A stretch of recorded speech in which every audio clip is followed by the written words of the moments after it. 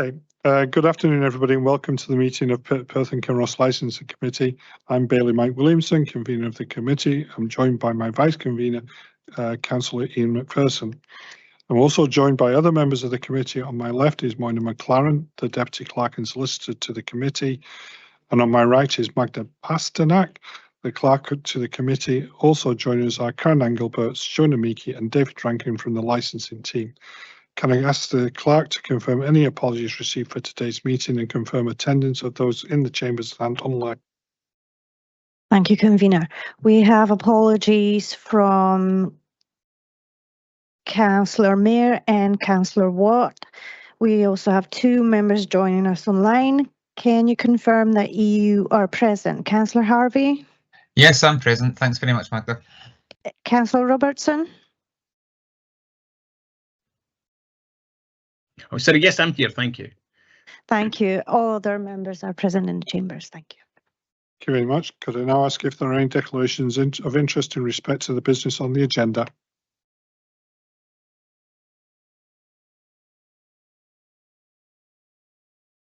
Okay. Move forward. Could I ask if the minutes of the meeting of the Licensing Committee held on the 14th of April can be agreed? Members, we're now moving on to the renewal of a public entertainment licence. Members, this application is page 5 onwards in your document pack. For this item of business, we're joined by the applicant, Mr. Graham Howie from Heartland Festival Limited, Miss Portia Batten, LHG Productions, and Rupert Dugan Hobbs. We're also joined by Robert Lyle and Dawn Stewart from the Environmental Services. Mr. David Moyer, objector, is not present at the meeting. I will now hand over to Moyna McLaren to introduce the report and advise on the procedures for the hearing. Yes, normally what would happen is that, the objector would speak to the objection, but here, as the objector is not present, I'd like to ask if everybody has had an opportunity to read the objection. Yes. So what we'll do is, given that everybody's had the opportunity to read the objection, is that we'll just hear from the applicants a bit about the festival, and then just if you could actually respond to the points made in the objection. And then after that, we'll have an opportunity to ask questions of members of the Environment Service.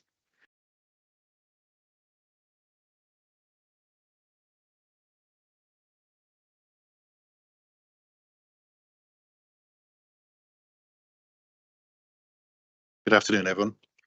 My name's Graham Howie. I'm the owner of Heartland Festival Limited. Just a brief update for you. I know you're very busy people. As with some changes on 2024, which was our inaugural festival in Pitlochry, which was highly successful. The response from the community and the public was absolutely overwhelming. One of the biggest compliments that we got was that people said that it didn't feel like a first-time event. It felt like an event that had been running for years and years, which I personally took. It's a great, considering the amount of work that I did for it, it was very encouraging. I wasn't actually planning to do a second festival because I lost so much money on the first one. But that's my loss and my loss to take. But it became clear with the response on Facebook and from unsolicited emails that were coming through after the event had finished that so many people were asking, do you want to do this again?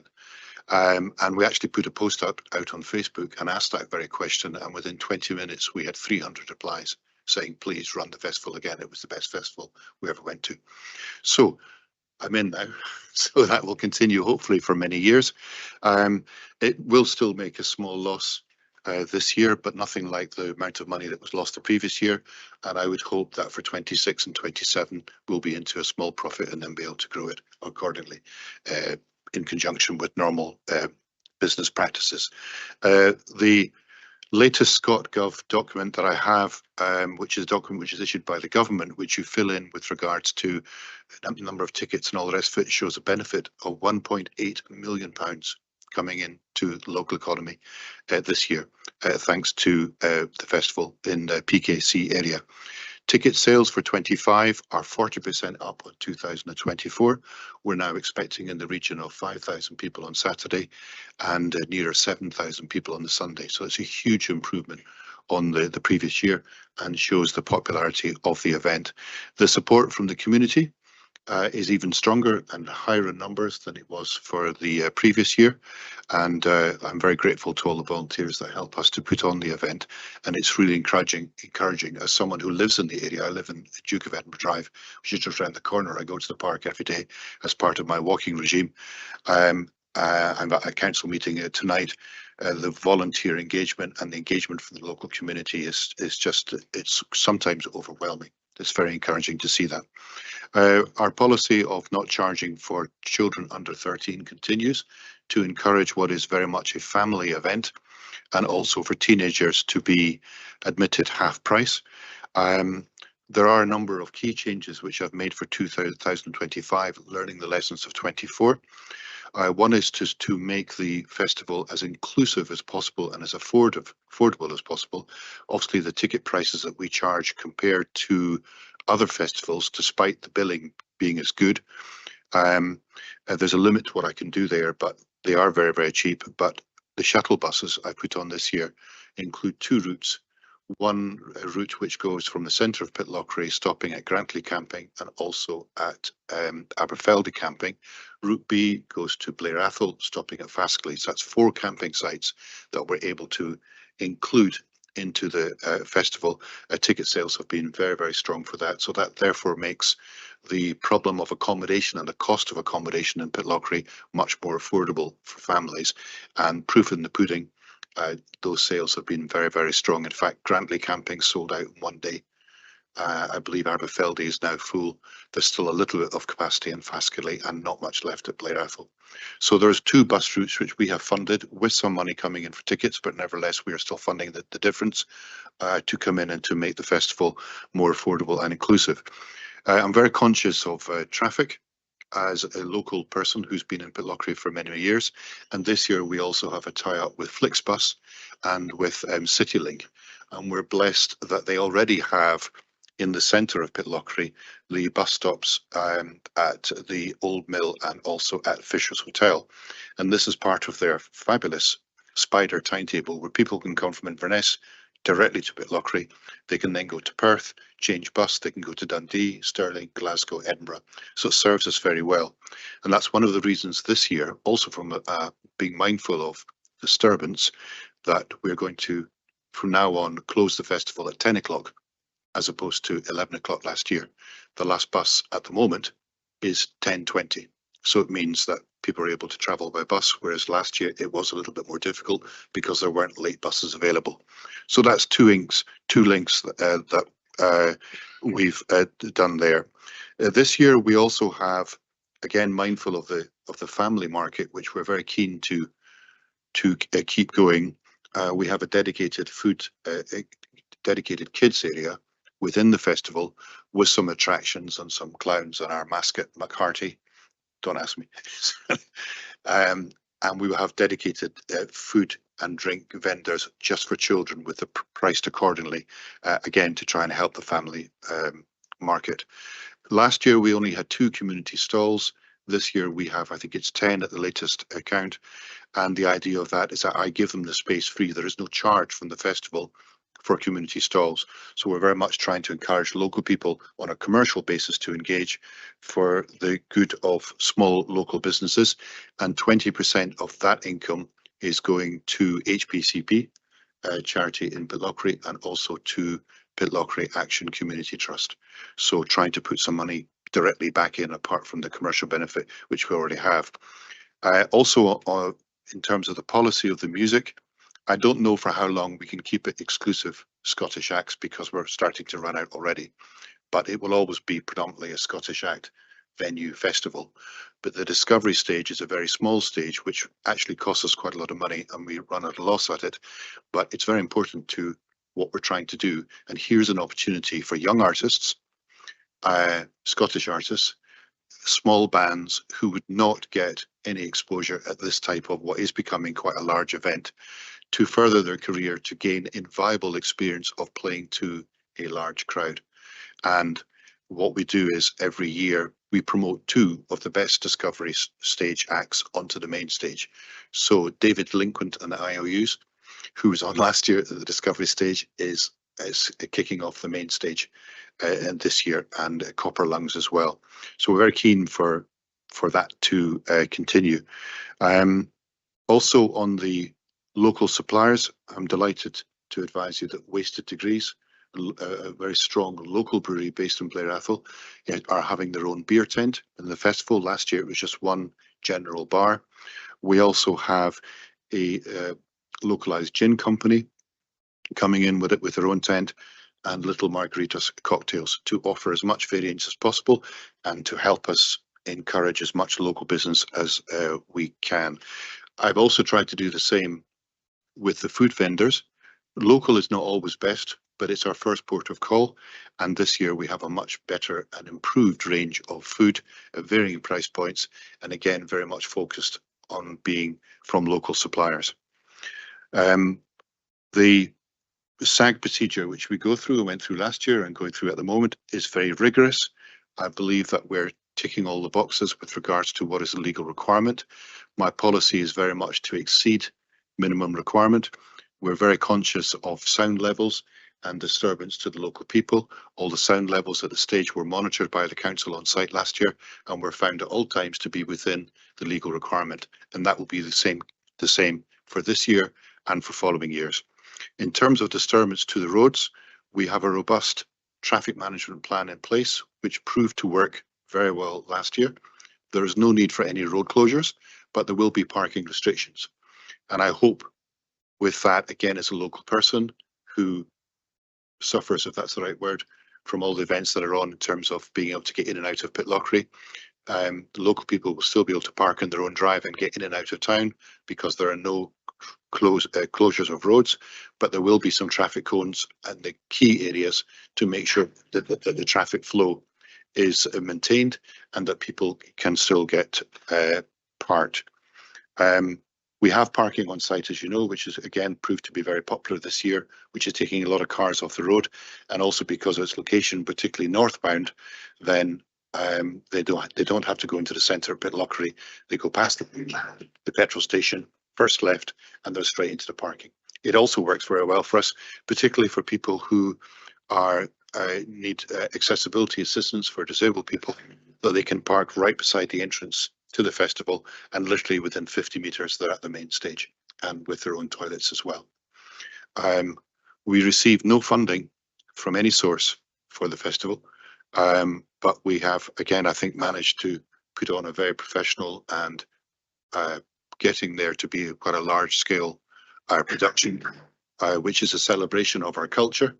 I think it's ideal to put it on in Pitlochry. I could take this to Stirling, I could take it to Dunfermline, but Pitlochry is my home.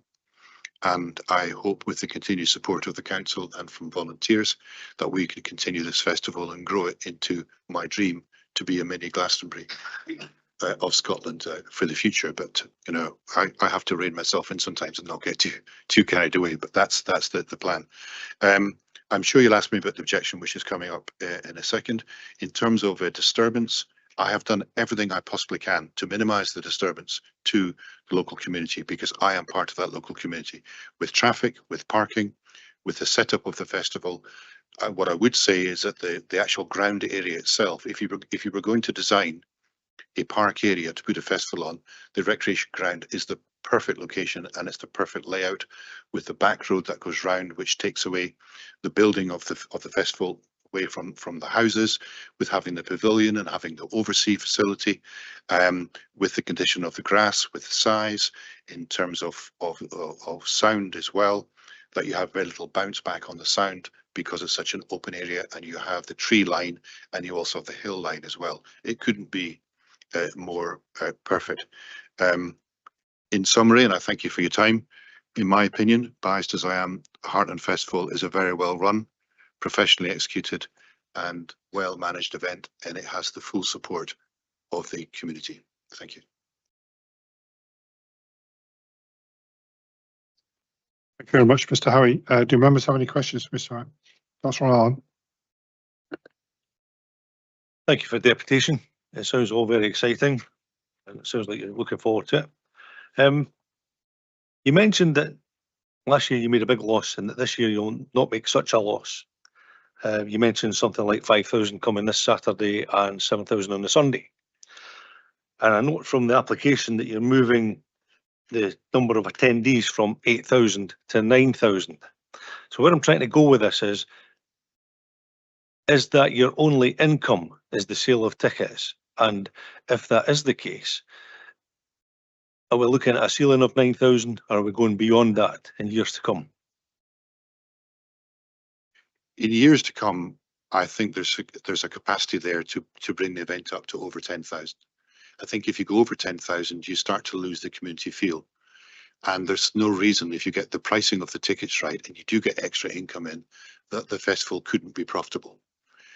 We have a little advertising from some key suppliers coming in this year.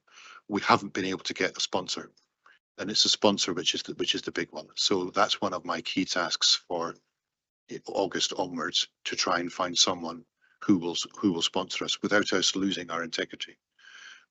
So that's a difficult call, but I believe it's achievable.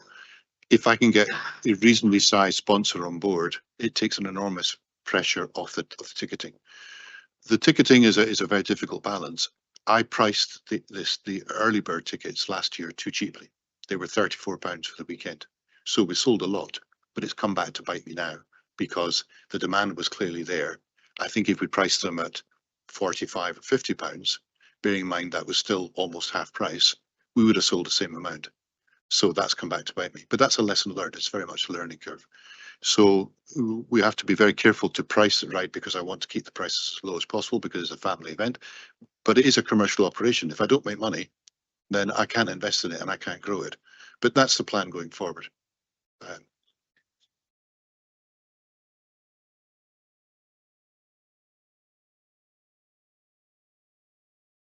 I know you said you'd come back to the objector. I'd just like to ask one question. I'm sure other people will ask other questions. The objector is suggesting 9 days of disruption. Can you just answer that for me, please? I don't really understand that. There is a disruption in terms of the build of the festival, but the main build is at the stage, which is the furthest away possible as it could be, right at the bottom on the tree line. I'm not aware from last year's experience of any excessive noise whatsoever as that was being built. The next big thing is the fence builder. That's a team of 5 OEP volunteers, including myself, who build the fences. There's not any noise or disturbance there.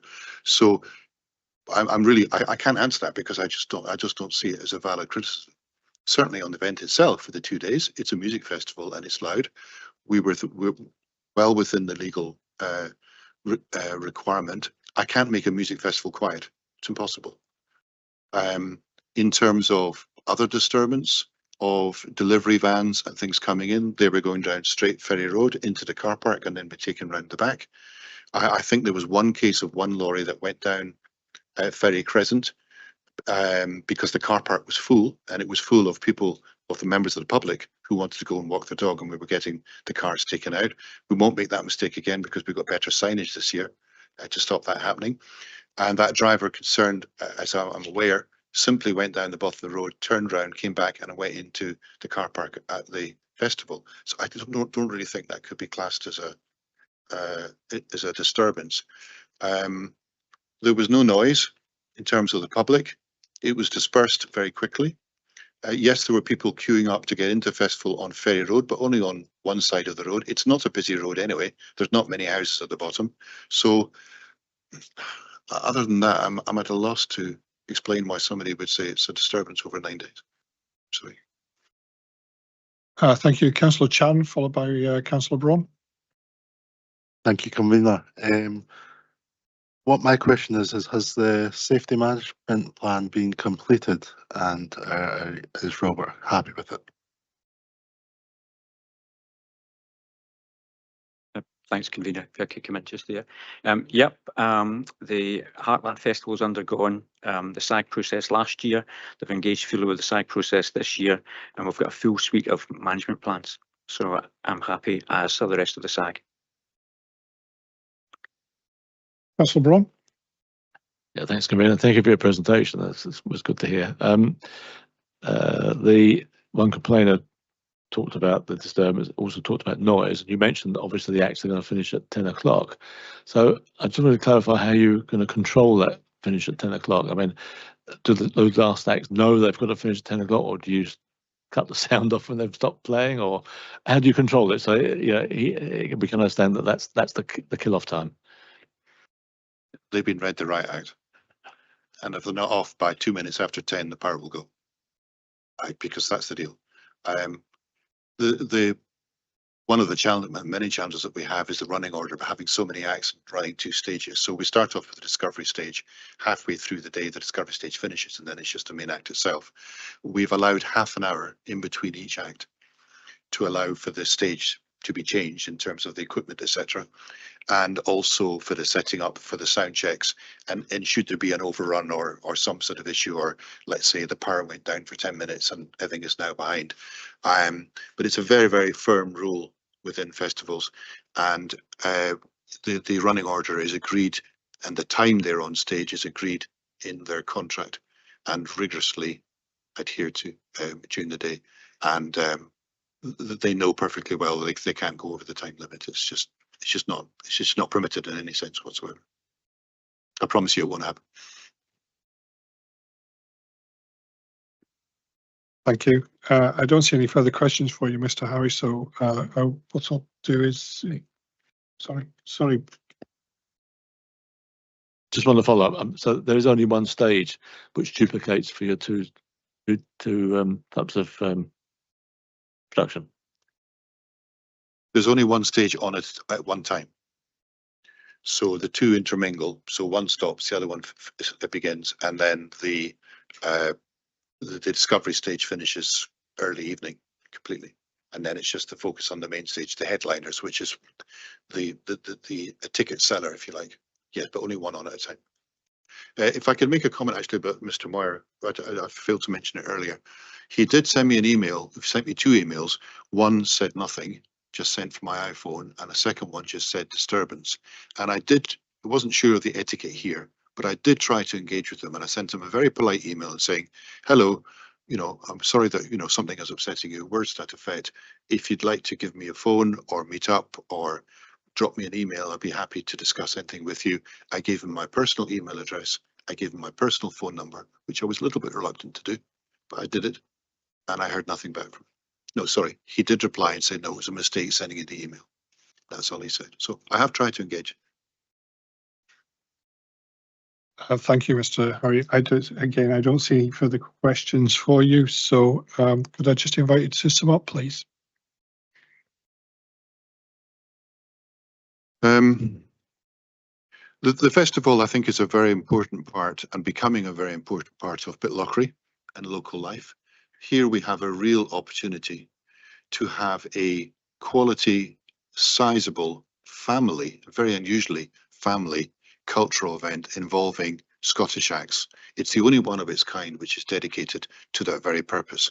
The whole ethos and style of the festival is very much community-based, of working as closely with the community as we can, and long-term of trying to get some money put back into the community directly, but also of the huge, which I've already demonstrated, the huge commercial benefit to the area. Bearing in mind that PKC has lost Rewind, that we've lost in Pitlochry, the horse trials at Blair Atholl, which is a major blow to the economy. This hopefully in time could go some way to replacing that. It's for you to gauge the response from the community. I can only tell you the response that I get from the volunteers who we're turning down because we've got too many. The response I get when I go and do presentations, when I engage people, when they see the signs, they are, as far as I can gauge, very, very supportive, and they think it's absolutely wonderful and worth a 2-day disturbance because of the benefits that it brings. It is something that I'd like to develop. It's something I'd like to carefully make bigger. There's no reason why we can't start to do workshops, for example, in the future, which would involve training and experience for acts, which really there is There is very nothing. It's a precarious business when you're a young act trying to get established in the music business, and there's very little support for them. So things like, how do you get a promoter? How do you get a manager? How do you do your marketing? How do you look after your money? How do you do your sound? How do you write a song? There's all these sort of workshops that I could bolt onto the festival with a little bit of help that we'd like to do. In terms of the employment side, we can't keep running with volunteers forever. And I hope it will become a model similar to Enchanted Forest that for many years ran with volunteers, but now everyone who works at the festival at the Enchanted Forest is actually paid. Now it'll take some time, but I see no reason as we continue to grow, and we're one of the few festivals in the whole of the UK that is showing any growth whatsoever. I mean, our progress is quite remarkable. Most festivals are closing and cutting down. You've all seen, I'm sure, in the press and media, stories of festivals that have closed and all the rest of it. That's not the case with Heartland. So it means from an employment point of view, that will become more tangible as we grow. And the emphasis again there will be on local people. And also, I do hope, as I think I've proven, to be able to expand the local spend in terms of local suppliers. I've spoke to Jack at Wasted Degrees just this morning, and we're already talking about what we can do next year and other things that we can do, and how we can expand what he does with the festival. And I think that's a really, really prime example of a young company that started off some years ago. Two young brothers, went to school in Aberfeldy, live in the area, are working really hard. They've got a really good product. They're very good at what they do, and the festival is a gem for them, as indeed Wasted Degrees are a gem for me as well.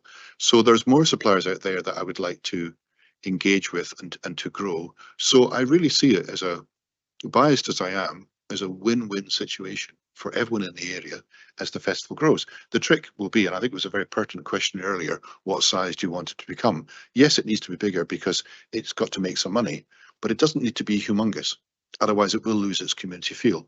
It will lose its community ethos, and I don't want that to happen. I've been asked, for example, why don't you do camping on site?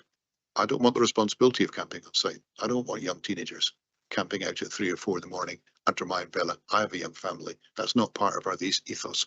We will provide good camping with a bus very, very close, with full facilities, with proper toilets, with proper security, with proper waste management, etc. That to me is a much better way of moving forward. But there's huge potential here, but I can't do it on my own. I do need some support.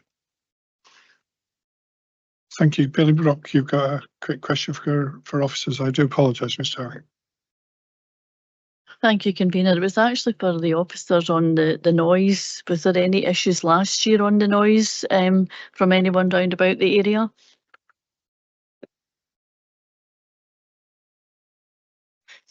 No, we never received any complaints last year. I was on site all throughout the whole festival, Saturday and Sunday, and monitored throughout the whole festival, and there was no breaches and nobody came. No, I gave my number to the local councillors to hand out, but no one phoned or complained. I spoke to a number of the neighbours round about, and I think most of them were at the festival. Thank you, that's really good. Okay, thank you. I don't know if you need to respond to that, Mr. Howie. So do members wish to adjourn for further discussion? Okay, members, my motion is to grant the application. Do I have a seconder? I'm happy to second. Are there any amendments to the motion?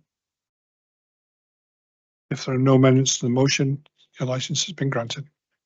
Thank you.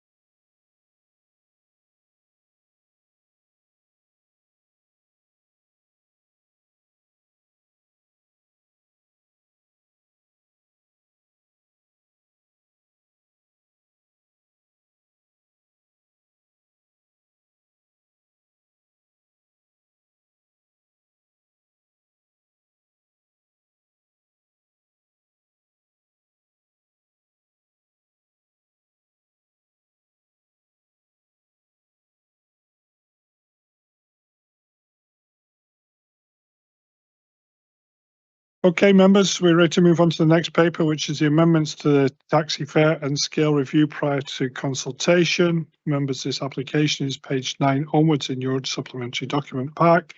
I will now hand over to Karen Engelbert, the licence manager, who will introduce a report. Good afternoon, convener, vice convener and committee members. The council has a statutory duty in terms of section 17 of the Civic Government Scotland Act 1982 to review its scales for fares and other taxi related charges every 18 months. Whilst obliged to carry out a review, the council is not obliged to increase or decrease maximum fares. This review process commenced in March 2025. The report before you asks the licensing committee to consider options for amendment to the scale of taxi fares and related tariffs in order that they can be included within a forthcoming consultation in relation to review of the fares and other charges. Today, it is recommended that the licensing committee note the contents of this report, determine whether to include in the forthcoming consultation a new tariff 3, as set out in paragraph 4 of the report, to determine whether to include in the forthcoming consultation options for an increase in the scale of fares, request that the strategic lead of legal and governance proceed with the taxi fare review consultation process, and request that the strategic lead legal and governance report back to a future meeting of the committee in due course with the outcome of the consultation and any recommendations. As a note, when the report before you was printed and distributed, it inadvertently removed some cross-referencing, which means that 3 instances in the report refer to 0 instead of the paragraph number, and I'll just list those now so that you can correct them if you wish to. In paragraph 2, the cross-reference should be to paragraph 4.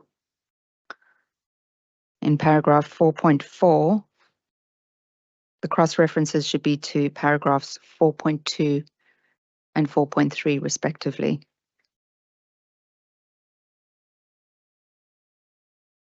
The report has been updated and republished for clarity. Thank you. Thank you, Karen. Do members have any questions on the report? I have a question around about the soiling charge, Karen, which is set at £75. Is that a limit that's set externally and we're governed by that, or is that a notional figure that we've set? I believe that's a figure that was set by the licensing committee. What we did ahead of this meeting is we reviewed a sampling of valet services in Perth and Kinross, and the rates for a full interior and exterior valet of all the seats range from £30 to £90. So given that the soiling charges are intended to cover only the area affected, the rate is considered appropriate. Just ask a quick follow-up. Does that actually include loss of earnings for the taxi driver in order that the car to have the car clean? I couldn't answer that right now, but I can get you the answer. Members, are there any further questions for Karen? Yep. Can I ask why we need to have a tariff 5 added? Yes, so tariff 5 is previous tariff 4. So they've just moved up a slot so that we can introduce the new tariff 3. And that tariff 3 is just to allow for vehicles that carry 5 or more passengers to also have a special rate for overnights and Easter, which at the moment those vehicles carrying 4 or fewer already have in place. So it's just shifting the scales up. Okay, sorry. Are there any further questions? Okay, members, do you wish to? No, sorry. My motion is to accept the recommendations report. Do I have a second? Yeah, happy to second. Are there any amendments to the motion? If there are no amendments to the motion, the report's been agreed. Thank you.